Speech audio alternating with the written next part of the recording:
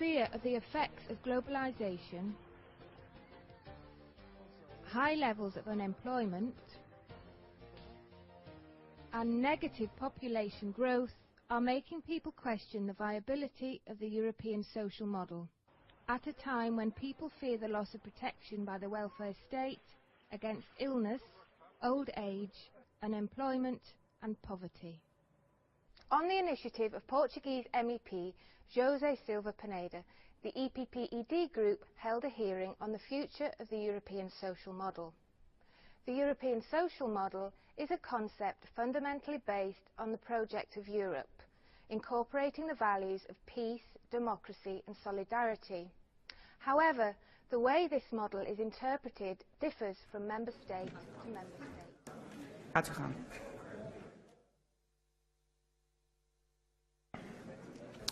Mevrouw de voorzitter, het is op een dramatisch en beslissend moment in onze geschiedenis dat ik het woord tot u richt. Nederland wordt geconfronteerd met een islamitische volksverhuizing. Honderdduizenden migranten stromen naar Europa. En dit is nog maar het begin. Iedere dag komen er meer. Volgens de Verenigde Naties gaat het om miljoenen en miljoenen.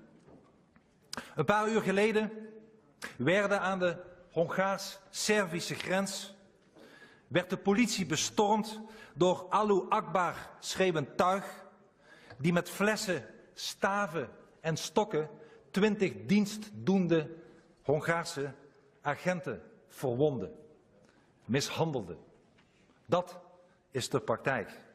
En tussen al die asielzoekers smokkelt de islamitische staat duizenden terroristen. Since the beginning of the year, nearly 500,000 people have made their way to Europe. The vast majority of them are fleeing from Syria, the terror of the Islamic State in Libya, or dictatorship in Eritrea. The most affected member states are Greece, with over 200,000 refugees, Hungary, with more or less 150,000, and Italy with 120,000. The numbers are impressive. For some, they are frightening. But now is not a time to take fright. It is a time for bold, determined, concerted action by the European Union, by its member states and by its institutions.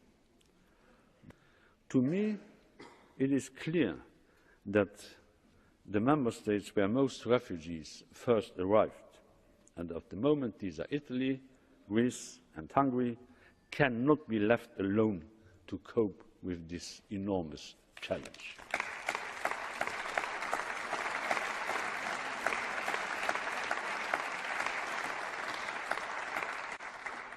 This is why the Commission already proposed an emergency mechanism in May, not now, back in May, to relocate initially 40,000 people seeking international protection from Italy and Greece.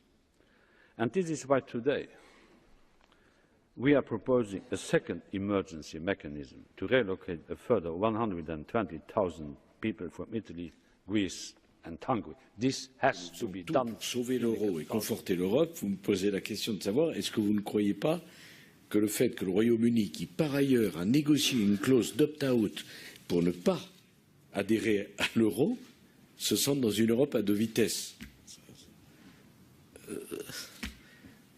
C'est difficile. Il arrive de critiquer. C'est quand même impossible. Bon. Et par ailleurs, sur l'Europe à 27, qui est d'ailleurs plus 27, mais qui sera 28 avec la Croatie, c'est une lapalissade, et je m'en excuse auprès de vous, que de dire que plus l'Europe sera nombreuse, moins elle pourrait être intégrée. Dire cela, c'est une vérité d'évidence. D'évidence. Comme c'est une évidence que si nous avons une monnaie commune, nous devons avoir une politique économique. Európa ma olyan hervata, erőtlen és bágyat, mint a virág, amelyen titkos féreg fog a rág. Ma 168 évvel az európai népek nagy szabadságharcai után a mi közös otthonunk Európa nem szabad. Tisztelt ünnep, tilos kimondani az igazságot. Fonják akár selyemből is, a szájkosár az szájkosár marad. Tilos kimondani, hogy ma nem menekültek érkeznek, hanem népvándorlás fenyegeti Európát. Tilos kimondani, hogy 10 milliós tömegek állnak készenlétben, hogy meginduljanak felénk. Tilos kimondani, hogy a bevándorlás bűnözést és terrort hoz az országainkba. Tilos kimondani, hogy a más civilizációkból érkezők tömegei veszélyt jelentenek az életformánkra, a most a betelepítés mellett, hanem voksoljanak ellene, mert most máshogy kell segíteni. Hogyan? Hát ami a migránsokat illeti, rajtuk úgy tudunk segíteni, ha a segítséget visszük oda, ahol ők élnek, és nem pedig a bajt engedjük be ide Európába. A magyar kormány sokat tett ennek érdekében, keveset beszélünk róla, ennek több oka van, részben biztonságiak, részben pedig esztétikaiak, vagy erkölcsiek. Nem szoktunk dicsekedni azzal, hogyha jót cselekszünk, de mi sok energiát mozgósítottunk, és sok pénzt költünk arra, hogy megsegítsük a bajba jutottakat ott, ahol ők élnek. De nem fogadjuk el, hogy a segítségnek értelmes módja lenne, ha beengednénk őket Európába. Ezzel semmit nem oldunk meg. Mindenki tudja, hogy a világ népességének több milliárdnyi része napi kevesebb, mint $2 kénytelen megélni. Ha mindenki úgy akarunk segíteni, hogy elismerjük a jobb élethez való alanyi jogát, és ezért beengedjük őket a magasabb életet biztosító európai országokba, akkor tönkretesszük vele Európát és benne Magyarországot, a hazánkat is. Ezért mondom én azt, hogy ha kellő távolságból nézzük ezt a kérdést, akkor igazából arra keressük a választ a népszavazással, hogy kik vagyunk mi, és kik akarunk lenni. Magyarország egy kultúrország, egy európai ország, 1000 éves keresztény államisággal a háta mögött, és én azok közé tartozom, aki szeretné, ha ez így is maradna. Abban az esetben, ha engedünk az ellenőrizetlenül beáramló migrációt ránk kényszeríteni akaró brüsszelieknek, akkor az országunk meg fog változni. Én szeretem a hazámat, és szeretném, ha olyan maradna, mint amilyen minden esendőségével, hibájával. I represent a group that is against military action in Syria. We're against it not because we're pacifist, we're against it not because we don't care about the awful things going on there, we're against it because we think there's some pretty poor thinking going on. This idea that somehow the rebels are the good guys and Assad are the bad guys really is oversimplifying a situation where, of course, we know that Al-Qaeda have significant representation amongst those rebel groups. And, of course, we've seen it all before. An endless series of military adventures over the course of the last 10 to 15 years, one of which, of course, notably in Afghanistan, is still going on and is not achieving any of the original aims. And I was worried when I heard the Americans telling us to begin with it was about punishing Assad, and then within a week it was about regime change, a position that I know the noble Baroness herself supports. We think firing 1,000 cruise missiles in is likely to make an unstable situation even worse than it is now. But of course, Baroness Ashton, in a sense, you're sitting pretty, because as the highest paid female politician in the world, luckily you've got a non-job, because the EU, thank goodness, hasn't yet got a foreign policy. And as a result of that, what we saw 2 weeks ago in the House of Commons was a nation-state democracy standing up and saying something. And as a direct result of that vote in the House of Commons, we have not gone to war in Syria.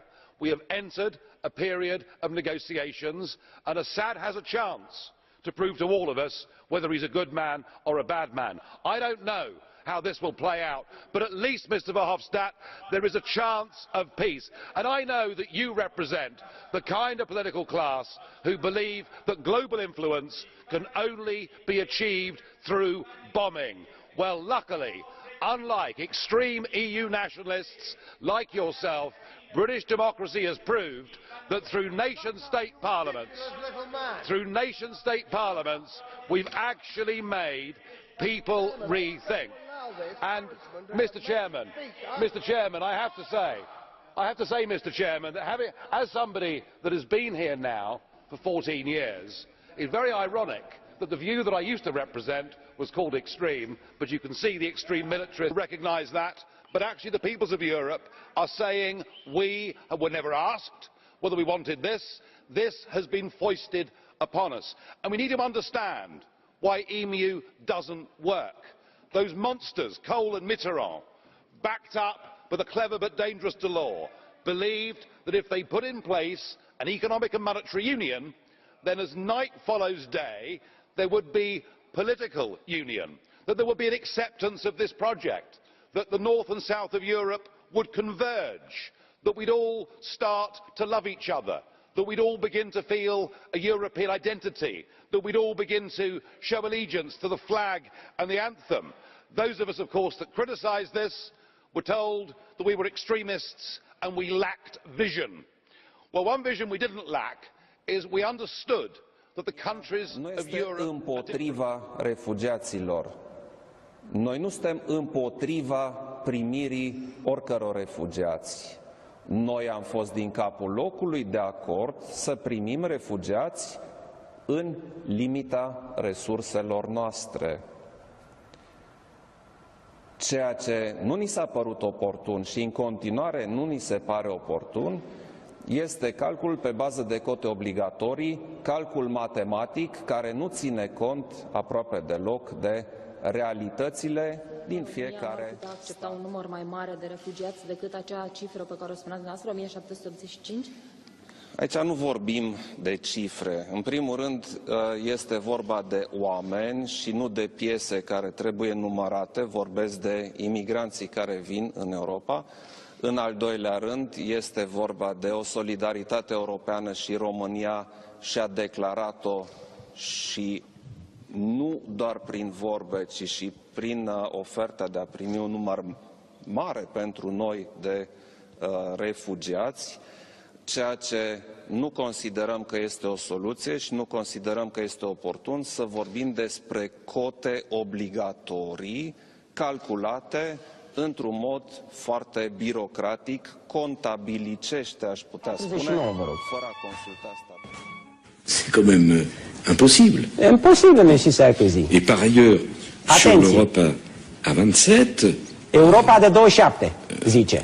Qui est d'ailleurs plus 27, mais qui sera 28. Care o să fie 28 cu Croația. Avec la Croatie, c'est la palissade, et je m'en excuse auprès de vous, nu este un gard în jurul vostru. L'Europe sera nombreuse, moins elle pourrait être intégrée. Deci cu cât Europa va fi mai numeroasă, cu atât mai puțin se integrează. C'est une vérité d'évidence, spune Sarkozy. Zi Sarkozy!